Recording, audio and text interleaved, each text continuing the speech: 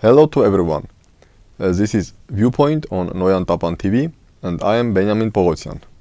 This time we will discuss the recent developments in Armenia-Azerbaijan negotiation process.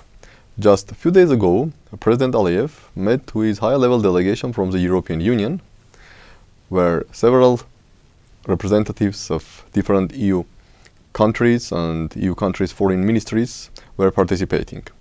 During this meeting, President Aliyev made several important statements which emphasized Azerbaijan's maximalist approach to the negotiation process and which showed that Azerbaijan has very clear-cut vision. Either Armenia gives everything which Azerbaijan needs, or Azerbaijan will use this to accuse Armenia for undermining negotiations and probably will again resort to the use of military force to force Armenia to sign the document which will satisfy all Azerbaijani demands. So first of all, President Aliyev accused Armenia of manipulations and imitations of negotiation process.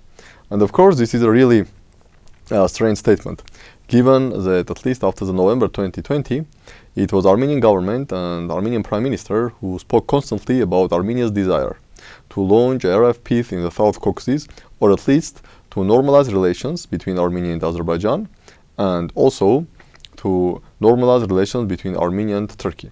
So to state that Armenia does not genuinely interested in the normalization of relations between Armenia and Azerbaijan, this is definitely factually the wrong statement.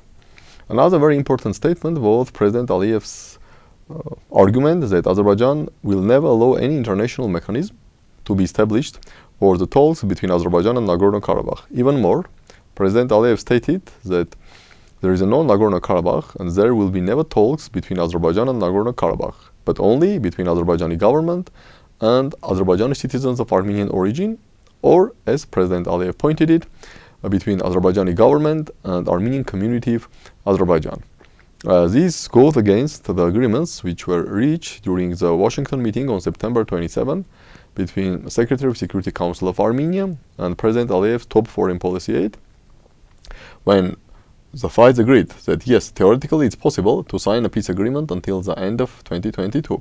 But also there was agreement that yes, Azerbaijan will agree for the establishment of relevant international mechanism to start negotiations with Nagorno-Karabakh. And again, it's very important to emphasize negotiations between Azerbaijan and Nagorno-Karabakh, not negotiations between Azerbaijani government and Azerbaijani citizens of Armenian origin, and not negotiations between Azerbaijan and Armenian community of Azerbaijan. So blatantly rejecting this possibility, Azerbaijan really puts in doubt any possibility to have a peace agreement signed by the end of 2022. Which means that if there is no agreement within coming 40 days, it's not Armenia which should be blamed, but Azerbaijan should be blamed for the failure of this. From another point of view, President Aliyev made very strange statements and accusations against the newly appointed State Ministry of Nagorno-Karabakh Republic, Ruben Vartanyan, arguing that Azerbaijan is never going to speak with Ruben Vartanyan because Mr. Vartanyan came from Moscow with some hidden agenda, etc., etc. It's really strange that Azerbaijan accuses Russia of having any hidden agenda in Nagorno-Karabakh, or hinting that Russia is not interested for normalization of relations between Armenia and Azerbaijan, while just approximately 3 weeks ago, President Aliyev, while meeting with President Putin on October 31 in Sochi, and then during the trilateral Armenia-Azerbaijan-Russia summit, President Aliyev spoke very positively about Russia's role in the region, about Russia's role in the settlement of Nagorno-Karabakh conflict, and also President Aliyev signed a statement which clearly argued that Russian peacekeepers plays a positive and significant role in Nagorno-Karabakh. So sometimes there is a perception that while President Aliyev is in Moscow, he says positive things about Russia, while when he's leaving Moscow, he starts to criticize Russia. And the third, and it's very important statement, which came from President Aliyev, was his statement that Azerbaijan is not going to wait for forever for these negotiations. So this was a thinly veiled threat that if Azerbaijan is not going to receive whatever it wants, and definitely what Azerbaijan wants cannot be called a peace agreement, because as I mentioned several times, peace agreement, if there is a conflict between two sides, any document can be called peace agreement if this document satisfies the interests of both sides. Yes, definitely. One side can receive more, another side can receive less, but if the document fully satisfies all demands, desires, dreams of one side, and violates all vital national interests of another side, this document cannot be called peace agreement. So apparently Azerbaijan does not want to sign with Armenia peace agreement. Azerbaijan wants to sign with Armenia a document which will validate all its claims and will satisfy all its desires, dreams, and even whims.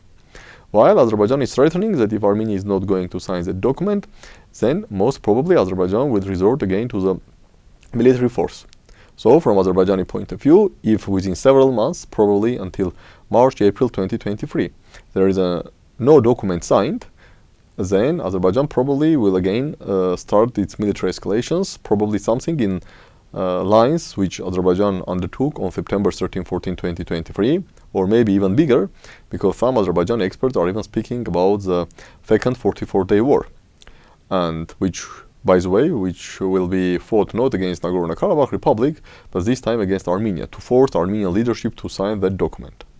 So the question may arise, are there any options to prevent this new war which Azerbaijan may launch in the South Caucasus, undermine the efforts of United States, European Union and Russia to reach lasting peace and stability in the region? Definitely one of the options could be to significantly increase Armenia's military capabilities and to deprive Azerbaijan with perceived military strength. But we all understand that it's impossible to significantly change military balance between any two countries, including between Armenia and Azerbaijan, within several months. So here the key is diplomatic means. So what can be done to prevent Azerbaijan to launch a new war and again to bring the entire region to the brink of the large-scale conflict? First of all, I believe the deployment of European Union observer mission in Armenia is a positive sign on that direction. But definitely, if the observers are going to leave Armenia in late December 2022, this will not play any role to prevent Azerbaijani attacks somewhere in spring 2023. So first of all, the time frame of this EU observer mission should be extended for at least another 6 months, for at least until end of June 2023. But also we should understand that if we speak about only 14 armed civilian observers, they are not in a position to observe the Armenia-Azerbaijan border. The entire border is more than 1,000 kilometers, and the potential areas where Azerbaijan may launch attack are several hundred kilometers. Definitely, these 40 observers, they are not able to monitor these several hundred kilometers. So what we need, first, to extend the time frame of this mission, at least for 6 months, and better for 1 year, until end of 2023, and also to significantly increase the number of observers. So I believe at least 150 or maybe 200 observers are needed. Second option could be to also deploy along Armenia-Azerbaijan border CSTO monitors. We all know the negative attitude in Armenia toward CSTO after CSTO failed to realize its obligations toward Armenia when Armenia was attacked by Azerbaijan first in May 2021, then in November 2021, and recently in September 2022. And next week, Armenia is going to host the CSTO summit, and all leaders of CSTO member countries, including Russian President Vladimir Putin, are going to be in Yerevan.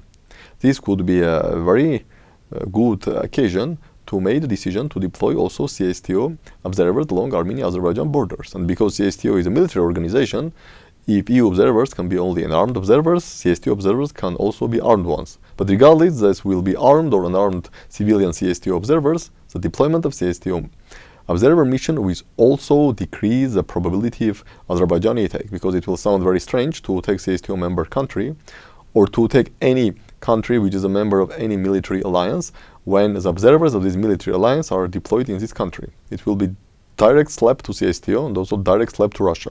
And probably Azerbaijan is not in a position to afford itself to slap CSTO or slap Russia directly. So these two steps at least, the extension of EU observer mission mandate, the increase of EU observers numbers, and also the deployment of CSTO observer mission along Armenia-Azerbaijan border can play a role of some kind of containment or deterrence against potentially Azerbaijani new attack, which again will bring the whole South Caucasus to the very dangerous place of new large-scale regional conflict. And of course, Armenia should also directly speak with its allies and its partners, telling them, though, okay, please send a clear message to Azerbaijan that if Azerbaijan will again attack Republic of Armenia, this time it will have also economic consequences. So, if message will be delivered to Azerbaijan from Russia, from European Union, from individual European countries, from United States, that any attack against Armenia will definitely provide or bring some economic sanctions against Azerbaijan, these threats or these warnings, along with deployment of EU and CSTO observer missions, could significantly decrease the possibility of Azerbaijan to launch new large war against Armenia in the coming month. Thank you, and we will meet soon.